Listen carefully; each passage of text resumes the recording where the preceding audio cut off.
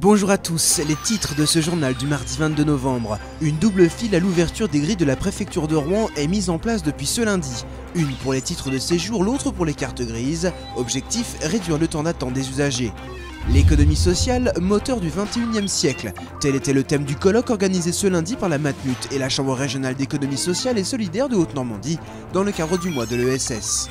Le cinéma des photographes, c'est le thème des 31e rencontres photographiques de Maromme à la maison Pélissier, à découvrir jusqu'à dimanche.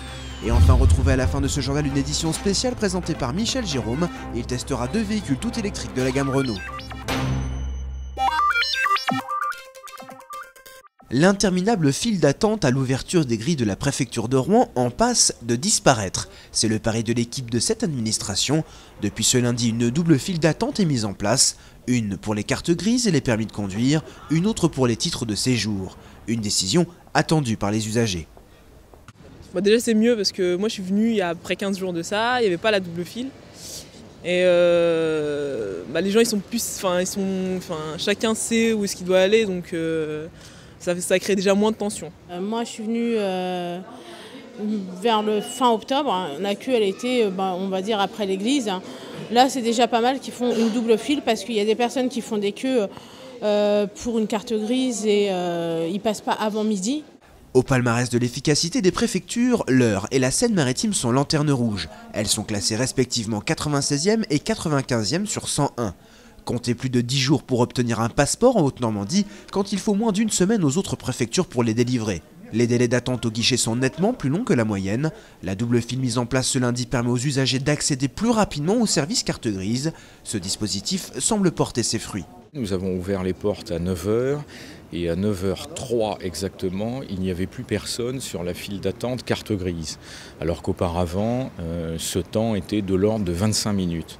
Donc je pense qu'on gagne déjà 22 minutes, ce qui est énorme. Enfin, si vous ne souhaitez pas passer votre matinée à la préfecture, pensez aux déclarations en ligne et surtout à venir avec un dossier complet. L'économie sociale et solidaire, c'est 4 acteurs. Les associations, les mutuelles, les coopératives et les fondations. Cela représente 9,3% des entreprises françaises, soit plus de 215 000 établissements et plus de 10% des salariés en France. Une économie en plein essor, source d'emplois importante pour ces 10 prochaines années.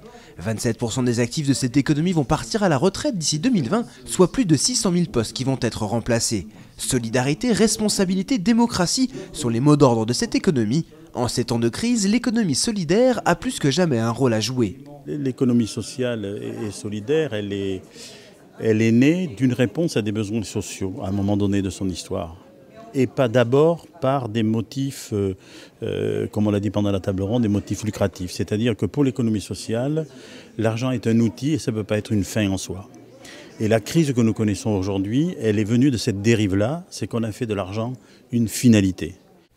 Si vous souhaitez en savoir plus sur l'économie sociale et solidaire, rendez-vous à la Maison des associations de Rouen ce samedi pour une séance d'information sur les différentes formes d'entreprises sociales et solidaires. Francesco Tristano était à l'honneur ce lundi au 106 pour la soirée de clôture du festival Automne en Normandie. Musique baroque, contemporaine, pop et électro à la fois, il joue et se joue de toutes les musiques avec son piano. Un mélange d'électro et de Jean-Sébastien Bach, appuyé par une installation vidéo surprenante.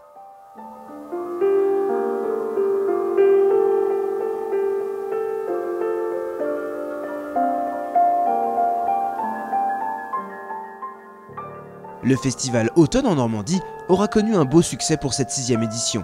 Un beau bilan déjà en termes de public, puisque le festival cette année encore aura rassemblé environ 40 000 personnes dans différents rendez-vous sur toute la Haute-Normandie avec ses 85 représentations.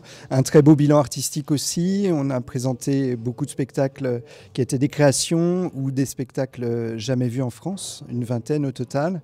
Et je crois que la curiosité du public qui nous a fait confiance encore cette année est un beau signe très encourageant pour nous pour les prochaines éditions. Comme chaque année, ce sont les adhérents de l'association Imageux qui votent pour choisir le thème des rencontres photographiques. Cette année, ils ont choisi le cinéma des photographes. Chacun a interprété le thème selon son envie et sa sensibilité, de la fiction à la disparition du cinéma nordique, en passant par la technique des salles de projection, les choix sont variés. Imageux a également invité Carole Belaïch, photographe chouchou des stars du cinéma. On peut découvrir une série de portraits d'acteurs célèbres, mais son rôle au sein de cette 31e rencontre ne s'arrête pas à ses clichés. Elle a été très moteur pour nous dans la mesure où elle nous a fait une commande, ou plutôt une demande, comme une sorte de jeu. Il s'agissait que chaque adhérent présente une photo comme un plan de cinéma. Il s'agissait d'une photo comme une fiction. Donc on a tous planché sur le thème, ce qui donne l'expo qui est dans l'escalier. Au rez-de-chaussée, Christian Blossville propose de découvrir son impressionnante collection d'anciennes caméras. Les plus anciennes sont des années 20, les plus récentes, qui fonctionnent à pile, sont des années 80. Une véritable caverne d'Ali Baba, un grand flashback pour tous ceux qui sont passés à l'ère du numérique. C'est surtout le plaisir de la découverte et en collectionnant d'apprendre un peu ce qui pouvait se faire et de voir l'ingéniosité des fabricants de matériel. Il y a ici une caméra 35 mm Hernemann, par exemple, qui date de 1915. Caméra en bois, un manivelle, donc effectivement, ça c'est une pièce tout à fait intéressante. Il y a ici un coffret de montage qui date des années 1950, avec une trentaine de petites cases dans lesquelles on mettait ces séquences quand on voulait faire son montage. L'exposition est ouverte les samedis et dimanches de 14h à 19h jusqu'au 27 novembre, à découvrir à la Maison Pélissier de Maromme.